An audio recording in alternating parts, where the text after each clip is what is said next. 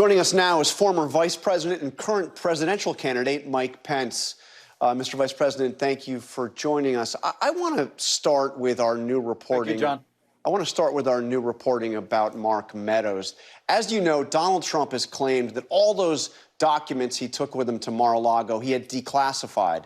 But we are learning that Meadows has told investigators that he knew of no such broad declassification order from Donald Trump. What about you? Had you heard anything to suggest that the president had issued an order, even a standing order, declassifying documents like that? Well, first off, the handling of classified materials is enormously serious in the life of the nation. But I can't really comment on your reporting, but in my case, I was never made aware of any broad-based effort to declassify documents. You know, there is a process that the White House goes through to declassify materials. I'm aware of that occurring on several occasions over the course of our 4 years, but I don't have any knowledge of any broad-based directive from the president. But that doesn't mean it didn't occur. It's not something that I ever heard about. And knowing what you knew about how that White House operated, if there had been such a broad order, wouldn't his chief of staff have known about it?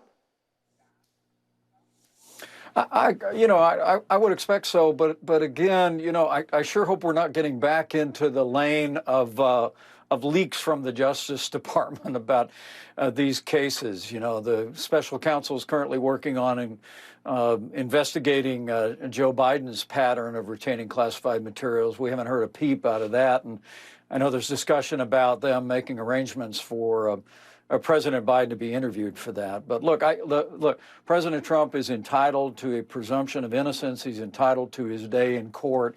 And I'm just not going to comment on the latest leak or the latest reporting coming out of that process. Okay, let me ask you, though, fully taking your point that everybody is presumed innocent until proven guilty. I remember in 2002, you voted to expel James Traficant, not after he was accused, but after he was convicted of a felony on corruption charges. You and virtually every other member of the House voted to expel him, saying that it wasn't right to have a convicted felon as a member of Congress. Would you hold that same standard for the White House? Well, I would tell you that it is the function of the Congress to determine membership where there's ethical violations. And I remember the Traficant case from about 20 years ago. It was really quite outrageous, John. But if you're saying would I apply that to my former running mate in this race, look, I think that needs to be left to the American people. Look, let's have the former president have his day in court.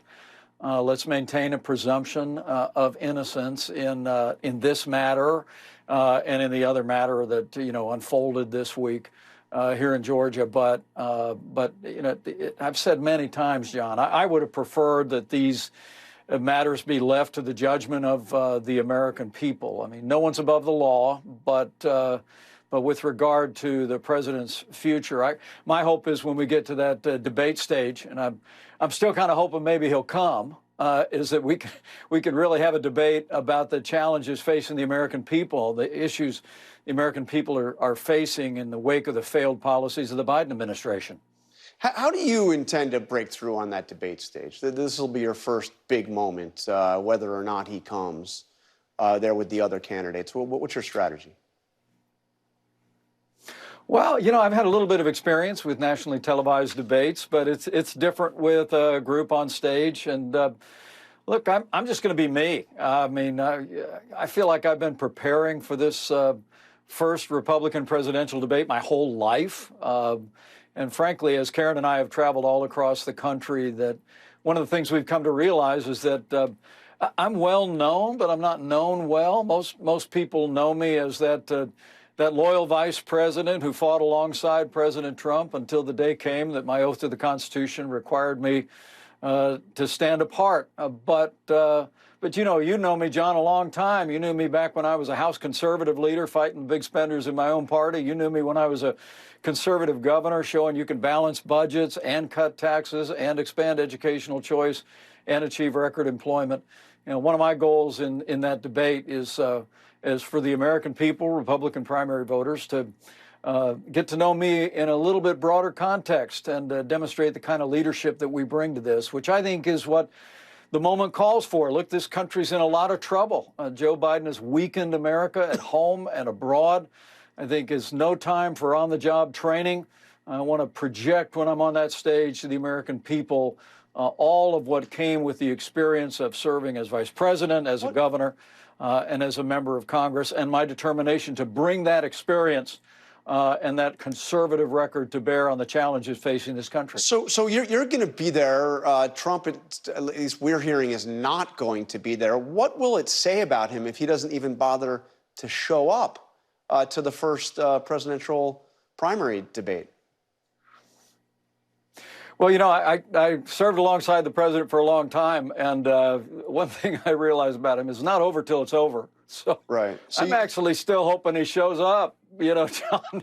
I mean, you know, to get on that plane and Trump Force One and head up and head out on that stage. I think, look, I think every one of us that have qualified for that debate stage ought to be on the stage, be willing to square off, answer the tough questions, and also draw a bright line contrast. You know, my differences with the former president go far beyond that tragic day in January 2.5 years ago. As I've said many times, I mean, now I see the president and others on the stage walking away from America's leadership in the world, our role as the arsenal of democracy.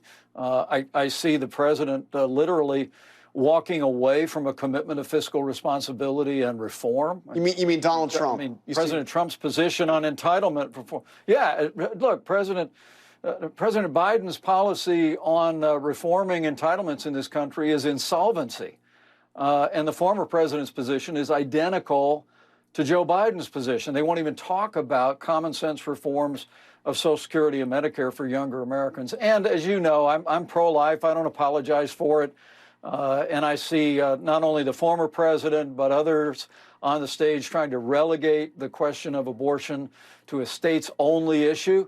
And I want people to know my long record being a champion for the right to life, and that I'll champion the cause of life in every state house and in the Oval Office if I'm president of the United States. We're almost out of time. Chris Christie said if he doesn't show up, he's running scared, hiding from the debate stage, a certified loser, a verified coward. We just heard from Governor Sununu saying he's chicken for not showing up. Do you agree with that? Verified coward or chicken? Well, you know... You know, they talk a little different in New Jersey than they would do out in Indiana, John. So, look, I'll let other people make their judgment. But I hope he'd be there. I hope everybody that's qualified for the debate stage, and I'm grateful we did, is on that stage. And, you know, let's talk about the challenges facing the American people, and let's talk about what each of us brings to meet that moment, because we have got to come together and make it clear that Joe Biden must never be reelected president of the United States, and we have a better future for the American people. All right, former Vice President Mike Pence, thank you for joining us. Hi, everyone. George Stephanopoulos here. Thanks for checking out the ABC News YouTube channel. If you'd like to get more videos, show highlights, and watch live event coverage, click on the right over here to subscribe to our channel, and don't forget to download the ABC News app for breaking news alerts. Thanks for watching.